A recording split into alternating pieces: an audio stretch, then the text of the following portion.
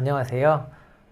전통의학 임상을 도와주는 임상연구 쉽게 이해하기 마지막 강의 제5강 한의학에서의 임상진료 시침과 리얼월드 데이터에 기반한 청구자료, 건강보험 청구자료 분석에 대한 소개를 하도록 하겠습니다. 네, 이번 강의에서는 클리니컬 프랙티스 가이드라인 CPG와 그리고 두 번째로 요새 이제 한참 EBM의 시대가 왔다면 이제는 리얼월드 데이터 베이스 리서치, 빅데이터가 이제 많아지면서 RWD의 시대가 왔죠. 그래서 한국에서 이제 한의학에서 많이 이루어지고 있는 리얼월드 데이터 베이스 리서치는 그 건강보험 청구자료의 분석에 대한 부분을 소개를 해드리려고 합니다.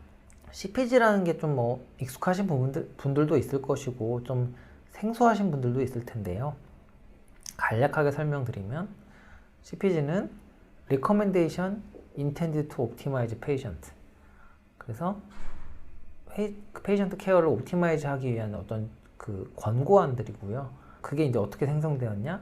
Informed by a systematic review of evidence. 그러니까 우리가 앞서 4강에서 배웠듯이 체계적 문헌고찰을 통해서 에비던스들을 이제 리뷰하였고, 그걸 통해서 어세스먼트 오브 베네핏 앤 함, 그러니까 SR을 하면서 이제 치료 효과의 이익과 함에 대해서 이제 봤을 텐데, 여러 가지 이제 얼터너티브 옵션에 대해서 그걸 비교해서 최적 환자치료를 하기 위한 어떤 그런 권고들을 모아놓은 것이고요.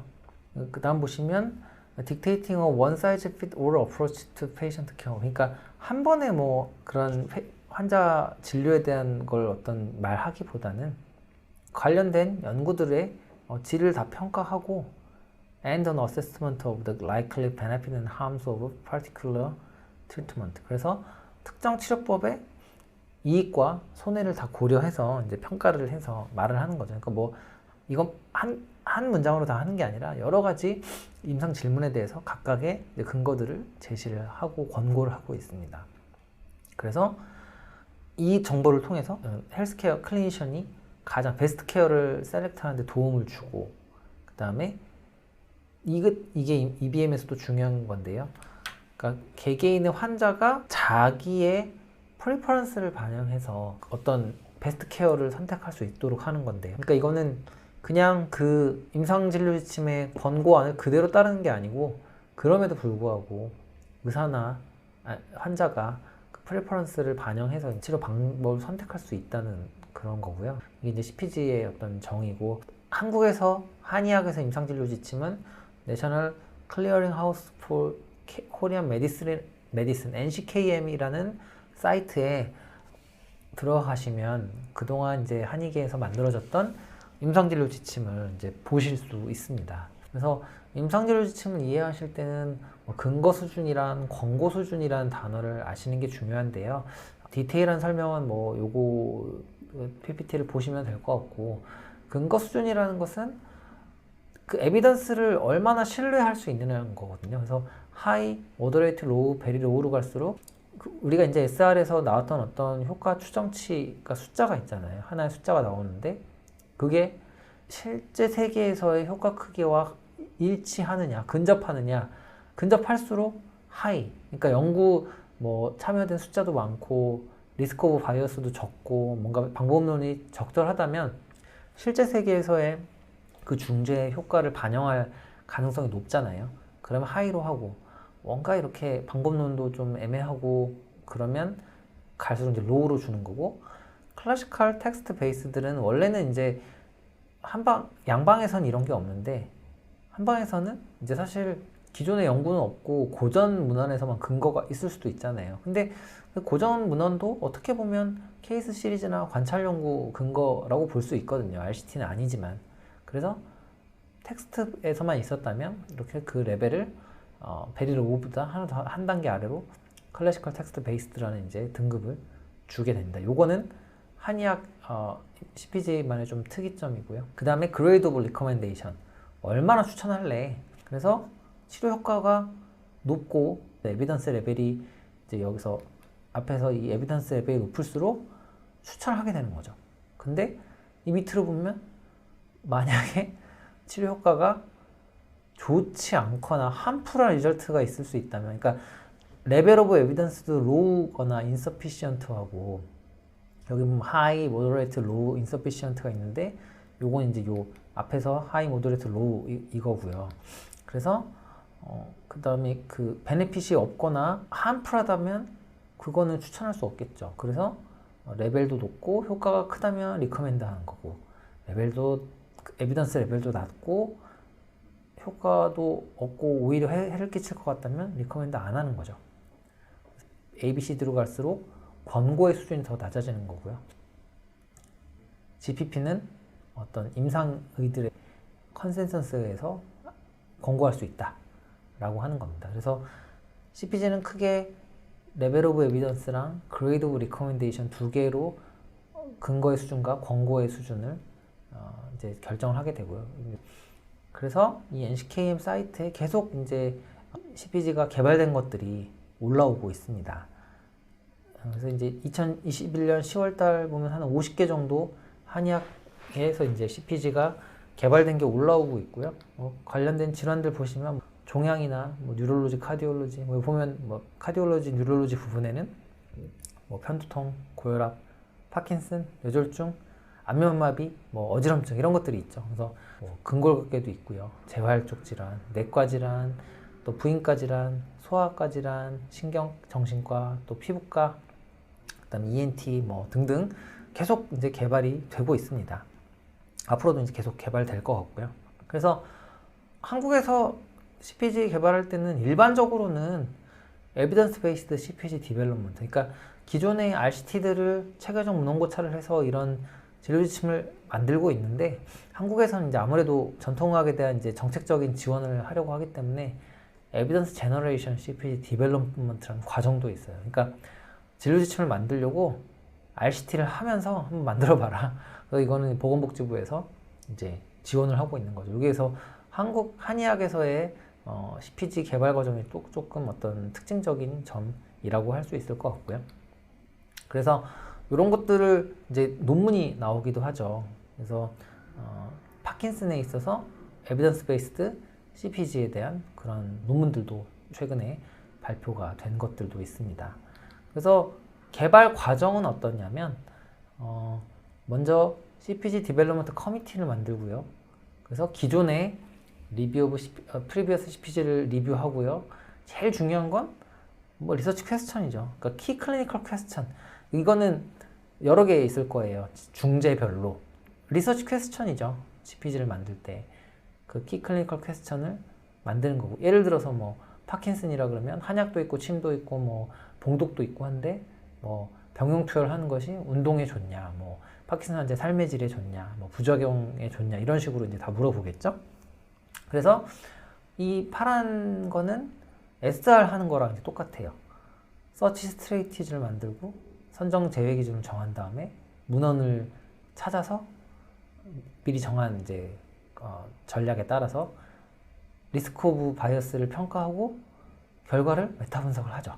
각각의 퀘스천에 따라서. 그래서 어떤 정량적인 이치 퀘스천마다 권고치 추정가 나오면 그거를 드래프트를 만들어서 CPG 커미티에 제출을 하고, 이제 합의가 안 되는 부분들이 있잖아요. 그걸 델파이를 통해서 이제 전문가들이 합의를 하고, 그러면 다시 CPG 어드바이저리 커미티라는 데에 제출을 해서 컨펌하고, 그래서 이제 KM-CPG, 그러니까 한의학 임상진료지침 센터에서 승인도 해주고, 또 개별 학회, 신경정신과 학회 이런 식으로 승인을 해주면 이제 출판하고 그걸 개별 임상의들에게 이제 적용 확산하는 거죠. 이건 이제 한국 한의학에서의 임상진료지침 CPG 개발 과정이고요. 비슷비슷할 겁니다. 양방도, 외국도. 그래서 키 클리니컬 퀘스천은 사례를 하나 보시면 파킨슨에서 한약이 효과가 있냐, 뭐보다 more effective, 그러니까 symptomatic treatment에 파킨슨의 증상 치료에 more effective, 모노세라피 위드 안티 파킨소니안 에이전트. 그러니까 양약 단독 치료하는 것보다 한약을 같이 주는 게 증상 치료에 더 효과적이냐라는 질문을 한 거고, 다시 거기 밑에서 뭐 보신양간, 뭐 식풍방 이런 처방, 또 여러 가지 처방이 있죠. 이런 처방들이 효과가 있냐 없냐 다 이제 약별로 질문을 모아서 이제 제출을 하죠. 이건 침도 마찬가지로요. 뭐 매뉴얼 아쿠펑처, 일렉트로 아쿠펑처, 두침, 스칼프 아쿠펑처가 침 치료가 양약 단독보다 증상 호전에 효과가 있나요? 라고 이제 물어본 거죠. 그래서 개개의 이렇게 연구들에 대해서 다 SR을 수행해서 권고 등급과 근거 수준을 에비던스 레벨이랑 레커멘데이션에 대해서 여기 다 한 거고요. 영어로도 이렇게 각각의 질문에 대해서 근거 수준이랑 권고 수준을 다 이제 기술을 하였습니다. 이렇게 해서 요거는 아까 말씀드렸던 임상진료지침 사이트에 회원 가입을 하시면 볼 수 있기 때문에 한국한의학에서의 CPG가 어느 정도 이제 개발이 되었는지 확인을 하실 수 있을 것 같습니다. 그래서 이런 CPG의 목적은 뭐 여러 가지가 있지만 뭐 제 생각에는 일단 첫 번째로 클리니컬 프랙티스를 지원하는 거죠. 서포팅한 이런 치료법이 그러니까 이런 증상에 어떤 치료법을 써야 할까, 효과가 있을까, 그거를 임상의들을 도와주는 문헌을 다 고찰해서 그게 있고요. 그 다음에 이걸 바탕으로 어느 정도는 한의학 진료를 표준화시킬 수 있는 거죠.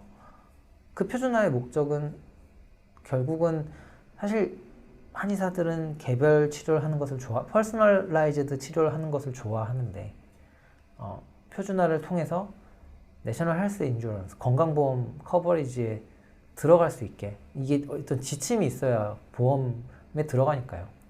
그리고 이걸 통해서 이 후속으로 할 수 있는 건 이제 CP를 크리티컬 패스웨이를 만드는 거죠.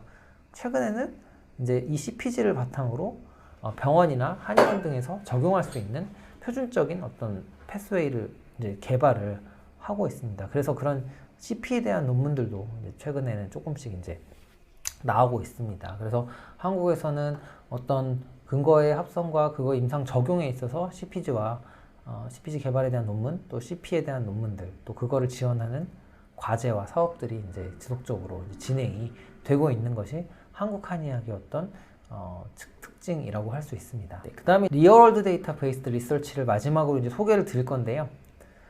최근에는 뭐 워낙에 리얼월드 데이터 베이스드 연구가 뭐 각광을 받고 있고 뭐 각종 과제에서도 이 키워드를 안 쓰면 과제가 선정이 안 될 정도로 뭐 연구에서도 거의 필수적인 이제 부분들이 되어가고 있는데요. 기존의 리얼월드 데이터를 그러니까 임상 실제 현장에서의 아마 병원 자료 그게일 수도 있고요. 병원 자료나 건강보험 청구 자료들 일 수도 있고 그런 걸 바탕으로 뭐 진단이나 뭐 어떤 증상 표현형이나 치료법이나 아웃컴이나 뭐 등등에 대해서 리얼월드 데이터를 바탕으로 연구를 해서 가설을 생성하고 또 그거를 컨펌하게 되고 뭐 리얼월드 에비던스라는 말도 쓰고 거기다 이제 클리니컬 트라이얼 임상시험은 리얼월드 데이터는 아니잖아요.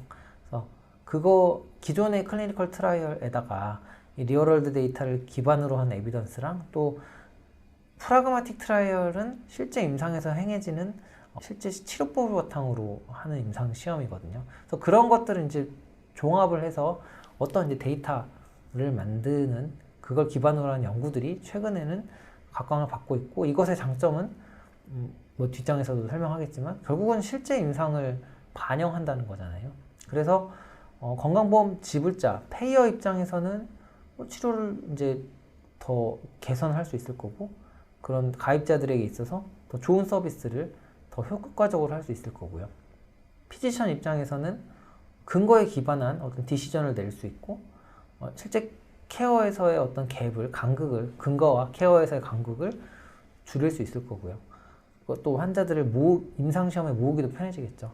그리고 이제 사실 제약회사에서도 어떤 좀 더 쉽게 약물을 개발하고 부작용을 모니터링하고 효과를 측정할 수 있는 그런 장점들이 있어서 최근에 이제 빅데이터가 사회 전반에서 활용이 되면서 리얼월드 데이터를 기반으로 한 임상 연구들도 점차 활발해지고 있고 동아시아 전통의학에서도 한국이나 대만에서 이런 리얼월드 데이터가 활발하게 활용이 되고 있습니다. 그래서 제가 그런 사례들을 몇 가지 이제 소개해드리면서 이제 마치려고 하는데요. 그래서 이제 대만에서 이런 리얼월드 베이스드 기반 연구들이 정말 많이들 이루어졌고요. 사실 한의학 연구자, 전공자 입장으로서 대만에서 저런 연구들이 나오는 게 되게 좀 기뻤어요. 왜냐면 한국에서는 뭐 간 손상이나 신장 안 좋은 사람이 한약 먹으면 뭐 신장을 다 신장 수술해야 된다. 뭐 이런 유언비어들이 정말 너무너무 많이 돌아서 그것 때문에 한 10년, 20년 사이에 한약 이용하는 사람들이 엄청 줄었거든요. 근데 이거를 반박할 수 있는 데이터들을 대만에서 계속 내고 있어가지고 사실 되게 저는 이런 연구들을 보면서 참 기쁘기도 하고 어떤 서름이 좀 풀어지는 것 같기도 하고 그랬어요. 되게 그랬었거든요. 제가 연구를 하기 시작했던 이유 중에 하나도 어떤 설움이었거든요. 그 서러움. 어떤 이제 그런 그 대만 연구 이렇게 먼저 소개해드리면 헤파토셀룰라 칼시노마, 간세포암이죠. 한국에서는 간암 환자한테 한약 먹으면 죽습니다라고 말할 거예요. 그 많은 어떤 의사 선생님들은. 그런데 이 건강보험 자료 가지고 분석을 했더니 그 헤파토셀룰라 칼시 ACCC가 있는 환자들을 이제 2008년부터 2017년 사이에 그 환자들을 이제 분석해서 한약을 먹었던 사람이랑 안 먹었던 사람 중에 이제 그게 특성이 너무 다르면 안 되니까 프로페셔널티 스코어 매칭이라는 PSM이라는 방법을 써서 그 비슷비슷한 환자들만 1대1로 매칭시켜가지고 뽑아요. 그래서 실제로는 대만에 뭐 2018년부터 17년 사이에 이거 간세포암 진단받은 사람이 3,483명인데 한약을 90일 이상 먹은 사람이 674명, 안 먹거나 90일 이하 먹은 사람이 1,063명. 그러니까 이게 치료군이고 이게 대조군인데 그 중에서 서로 뭐 암의 중증도나 뭐 연령이나 성별이나 뭐 치료법이나 이런 것들로 비슷한 사람만 모아서 매칭을 해서 서로 비교 가능한 군을 만드는 작업을 하거든요. 그랬더니 각각 500명씩 남은 거예요. 그 526명을 쭉 추적 관찰을 한 거죠. 그래서 한약이나 침치료를 했던 사람들, 그 대만은 입원 환자는 보험이 안 되고 한약 한 방이 외래 환자만 되거든요. 그래서 외래 환자를 추적을 한 건데 이거 보시면 CD를 보시면 이제 맨 위에 거는 한약을 36개월 이상 먹은 군이고요. 맨 밑에 주황색은 TCM을 안 한 사람들인데 이게 이제 가장 한약을 많이 먹었던 사람, 그 다음에 그 다음으로 오래 먹었던 사람이 주황색, 그 다음으로 이제 보라색인데 생존율이잖아요. 그러니까 한약을 안 먹었던 주황색군은 초반에 되게 많이 죽었고 한약을 먹었던 사람들은 천천히 죽었죠. 그 중에서도 용량을 가장 많이 먹었던 36개월 이상 복용자들은 가장 덜 죽었어요. 한 60%만 죽었는데 120개월이면은 거의 10년째잖아요. 뭐 96개월, 8년째에 그래도 한 40%는 살아있는데 한약을 안 먹었던 분은 그 노티시인 군은 거의 다 죽었죠. 그 한약을 준 군이 주지 않은 군에 비해서 용량이 많으면 많을수록 프로그레스 프리하게 서바이벌 하는 것도 많았고 또 전체적인 생존도 더 많았던 거죠. 이거는 되게 센세이션한 결과잖아요. 한약을 먹으면 간이 나쁘다고 했는데 왜 그런 간세포암 환자들이 한약을 먹었는데 더 오래 살았지, 이런 이제 대만 건강보험 자료를 가지고 볼 수 있었고 또 더 재밌었던 거는 그런 어떤 원인이나 뭐 어떤 병기별로 또 혈액검사 결과 이런 거 가지고 다 나눠서 봤을 때 서브그룹 안에서 대부분 치료 효과가 비슷비슷했죠. 특별히 뭐 어떤 치료법이라고 효과가 없고 그런 게 없었거든요. TCM 유저들이 다 사망 위험이 더 낮았던 거예요. 통계적으로 유의했고. 그래서 이런 연구들이 이제 발표가 된 적이 있었고요. 또 이제 대만 건강보험 자료 가지고 했던 건데 그 만성 신장 질환 CKD 환자들에 있어서 그 아리스톨로키 엑시드가 없는 한약, 그 아리스톨로키 엑시드 있는 뭐 광방기나 관목통 이런 건 당연히 먹으면 신장이 맛이 가겠죠. 근데 뭐 그런 걸 먹으면 뭐 당연히 그거는 잘못된 약제니까 신장이 망가지는 건 당연하고, 그런 게 없는 제대로 된 한약을 먹었을 때 그러면 만성 신장질환 환자들이 생존이 어떻냐, 이것도 보시면 이 맨 밑에 거는 한약을 안 먹은 사람들이고요. 8년, 10년 봤을 때 한약을 먹었던 사람들은 이렇게밖에 안 죽었는데 안 먹은 사람이 이렇게 많이 죽었죠. 그래서 한약 치료가 신장 환자들에서 한약을 먹는 게 이 아리스톨로키 엑시드가 없는 한약, 그러니까 신장을 해치지 않는 한약을 먹었을 때 더 오래 생존한다. 그런 이제 결과를 보고를 했었고요. 여기 보시면 이제 그 신장 질환을 진단받기 전에만 먹은 비포 CKD 올리만 먹은 사람은 효과가 없었고, 애프터 CKD를 먹었던 사람이 이제 그러니까 CKD 이후 진단 이후에 먹었던 사람들만 효과가 있었던 거예요. 흥미로운 결과들을 대만에서 하고 있고, 국내에서는 사실은 침 치료만 건강보험이 되기 때문에 한약에 대한 거는 일부 있긴 하지만, 사실 한약에 대한 리얼월드 베이스 데이터베이스드 연구는 사실 많이는 없어요. 한약은 사실 잘 없고 주로 이제 침인데, 한국에서는 이제 건강보험이 전 국민이 잘 되어 있죠. 이런 나라가 많지는 않은 걸로 알고 있고, 심사평가원이랑 건강보험공단에서 각각 이제 데이터를 관리하고 있는 걸 알고 있는데, 건강보험공단에 개개인의 자료 관리하고 있고, 또 심평원에서도 별도로 이제 관리를 하고 있거든요. 그래서 보시면 이제 저는 주로 심평원 데이터보다는 이제 건강보험공단 데이터를 할 수 있는데 사용하고 있는데, 그 이유는 심평원 데이터는 이제 똑같은 환자를 몇 년간 계속 추적하는 게 불가능해서 단면적인 연구만 할 수 있고요. NHIS 건강보험공단 데이터는 특정한 환자 셋을 몇 년간 계속 추적할 수 있는 후향적 코호트 디자인이 가능하거든요. 그래서 저는 이제 건강보험공단 NHIS 데이터를 주로 쓰고, 이거의 장점은 뭐 심평원도 마찬가지지만 뭐 사망 통계를 붙이거나 아니면 또 한국이 잘 돼 있는 것 중에 하나가 전국민 건강검진인데요. 그 자료를 2년마다 한 번 하는 그 자료를 붙일 수도 있고, 또 사망 자료도 붙이고, 또 암 자료도 붙일 수 있어요. 그리고 또 이 전국민만 있는 게 아니라 또 다른 코호트들, 뭐 직장 여성 코호트나 노인 코호트나 영유아 코호트 같은 것들도 있어서 그런 특정한 집단에 대한 연구도 이제 수행을 할 수가 있는데, 또 특이한 거는 코호트 여기 보시면 샘플 오브 토탈 엘리지블 코리안 파퓰레이션, 그러니까 100만 코호트라고 흔히 얘기하는데, 아예 그냥 샘플을 뽑아가지고 100만 명을 딱 그 건보공단에서 구축을 해놔서, 이거는 이제 어느 연구자나 동일한 데이터를 받게 돼요. 이제 위에 거는 맞춤형 데이터라 그래서 내가 원하는 데이터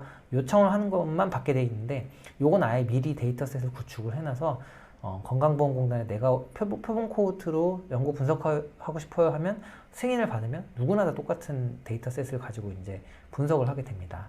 그래서 이 건보공단 자료는 뭐 이제 장점은 건강보험 이제 소득이나 뭐 지역, 그 다음에 뭐 연령, 성별, 사망 뭐 이런 거 다 이제 붙여져 있어서, 그리고 쿼런틴 데이터베이스까지 이런 종합적으로 이제 알 수 있다는, 사망 원인까지 알 수 있는 장점이 있고요. 그래서 한의학 연구에서는 대만이랑은 다르게 입원이랑 외래를 이제 다 볼 수 있는데, 주로 침 연구를 가장 많이 하고요. 뜸이나 뭐 보험 같은 것도 되기는 하고, 대만과는 다르게 침 치료나 뭐 부항의 횟수가 사실 무제한이어서, 그래서 그런 특징이 있고, 또 추나 매뉴얼 세라피의 일종인 추나가 2020년부터 연 20회 이제 보험이 되었고, 또 한약도 일부 56종의 한약이 이제 보험은 되지만 이제 탕 형태의 한약은 이제 보험이 안 되죠. 다만 2020년도부터 월경통이나 뭐 페이셜 펄즈나 뇌졸중 후유증에 대해서 1년에 이제 11회 시범 사업을 통해서 한약을 이제 보험을 해주기 때문에, 향후에는 이제 그런 한약에 대한 연구들도 가능해질 것으로 보입니다. 한국에서는 자생한방병원에서 관련 연구를 많이 수행하고 있는데요. 그거 몇 가지 이제 소개시켜 드리려고 하는데, 예를 들어서 그 어깨 통증이 있는 사람들에 있어서 아크로미오플라스티, 견봉 성형술 수술이죠. 그거를 침치료 받으면 수술 비율이 줄어드느냐, 그런 거에 대한 연구를 했어서 침치료 횟수가 2회 이상 받은 사람들은 확실히 그 해저드 레이쇼가 줄어드는 걸 알 수 있었고요. 그 다음에 이 전체적으로 봤을 때 요거는 이제 침치료군이고 대조군인데, 수술을 하는 비율이 침치료군이 대조군에 비해서, 침 안 맞은 군에 비해서 훨씬 적었던 것을 알 수 있었습니다. 또 이제 요거는 이제 고혈압 환자에 있어서 침치료가 어떤 심혈관 질환 위험을 낮추느냐, 고혈압 환자는 심혈관 질환 위험이 높으니까요. 그거를 이제 건강보험 자료로 분석을 한 거고요. 메이스라 그러는데 메이저 어드버스 카디오바스쿨라 어드버스 이벤트 뭐 이런 것들, 그 다음에 전체적인 사망률, 그 다음에 MI, 심근경색, 스트로크 이런 걸 봤었고, 보정을 해봤더니 주요 심혈관 질환 이벤트나 전체적인 올코즈 모탈리티에서 침 치료를 한 것이 위험률을 줄였다. 이제 이런 결과를 또 보고한 바도 있습니다. 또 임신을 했을 때 침 치료에 대해서 논란이 많은데요. 이제 계속 안전하다는 연구들이 조금씩 나오고 있었고, 자생한방병원에서 또 이런 거에 대해서 한국 건보 자료를 바탕으로 임신했을 때 침 치료를 하는 게 위험하냐. 그래서 스틸버스나 사산이나 프리텀 딜리버리, 조산에 대해서 이제 봤더니 통계적으로 유의하게 차이가 없었고, 또 사산의 경우는 침 치료군은 0명이고 1030명 중에 대조군은 19,000명 중에 7명, 0.04%, 이건 0%. 그래서 이게 조산도 침 맞는다고 조산이 더 많아지는 것도 아니고, 또 사산도 없었기 때문에 침 치료를 임신 중에 침 치료를 하는 것이 특별히 위험성을 더 높이지 않는다라는 이제 결과를 이제 제시했었죠. 그다음에 요건 이제 제가 수행했던 연구인데, 저는 이제 장애인들 한의 치료에 대한 좀 관심이 많아가지고 그 장애인들이 한의 치료를 받았을 때 어떤 효과가 있느냐. 근데 전 전공이 이제 심혈관 질환 쪽이어서 화열성 심장 질환을 진단받은 장애인들이 침 치료 받았을 때 MI로 심근경색으로 입원하는 경우나 사망이나 아니면 이제 MI로 어떤 검사를 받거나 뇌졸중 발생이 줄어드는지에 대해서 봤더니 전부 다 침 치료를 받았던 분이 위험률이 많게는 절반에서 한 20% 정도 줄어들었었고요. 보시면 이제 요거는 침 치료 받고 안 받고만 본 건데, 침 치료분은 모탈리티가 이 정도만 죽었는데 한 양방은 엄청 많이 한 2배 이상 죽었던 거죠. 그래서 MI도 마찬가지고 MI로 인한 입원, 뇌졸중도 마찬가지고요. 또 요거는 한번 아까 그 간암처럼 용량별로 좀 나눠봤더니 이게 이제 침을 안 맞은 군이고, 위로 갈수록 이제 파란색이 고용량군인데 침 치료를 많이 맞은 군일수록 모탈리티가 이제 줄어들었죠. 이런 식으로 장애인에게 있어서 침 치료를 하는 것이 안 하는 것에 비해서 화열성 심장질환 환자에서 사망이나 어떤 심혈관 질환 재발을 줄여준다는 용량 의존적인 이제 반응을 이제 보여줬던 결과고요. 이건 이제 논문 이제 쓰고 있는 중에 있습니다. 그래서 한국에서는 한의 건보 자료, 특히 이제 침 치료 연구를 기반으로 많은 그 건보 자료 데이터를 이용한 연구들이 이제 이루어지고 있습니다. 지금까지 CPG랑 리얼월드 데이터를 소개를 해드렸는데, 임상진료 지침은 한국에서는 정부에 의해서 한의 임상진료 지침을 만드는 것이 이제 지원이 되고 있고요. 시스테마틱 리뷰 방법론을 활용해서 50개 이상의 질환에서 사용되면서 점차 이제 보장성 한의 치료의 건강보험 보장성 강화를 위해서 이제 활용이 되고 있고, 또 리얼월드 데이터 베이스드 임상 연구도 점차 활발히 이제 이루어지고 있는데, 주로 한의계에서는 이제 침 치료에 대한 연구가 이루어지고 있고, 향후 한약에 대한 보장성이 확대되면 그 부분도 늘어날 것으로 보입니다. 지금까지 한의 치료의 임상 연구에 대해서 다양한 이제 임상 연구 방법론들을 이제 설명을 드렸는데요. 본인이 나의 클리닉에서 관심 있는 주제에 대해서 할 수 있는, 또 내가 관심 있는 적절한 방법론들을 선택해서 베이직한 데이터부터 쌓아간다면 최종적으로 RCT까지 이르는 그런 길에 이제 도달을 할 수 있을 것으로 보이고요. 그런 여러 가지 이제 방법론을 통해서 본인 관심 주제에 대한 연구를 수행하고 인사이트를 연구를 통해서 쌓아나가서 프랙티스를 좀 좋아지게 하는 그런 계기가 되는 그런 강의가 되었으면 좋겠습니다. 지금까지 긴 강의 들어주셔서 감사합니다.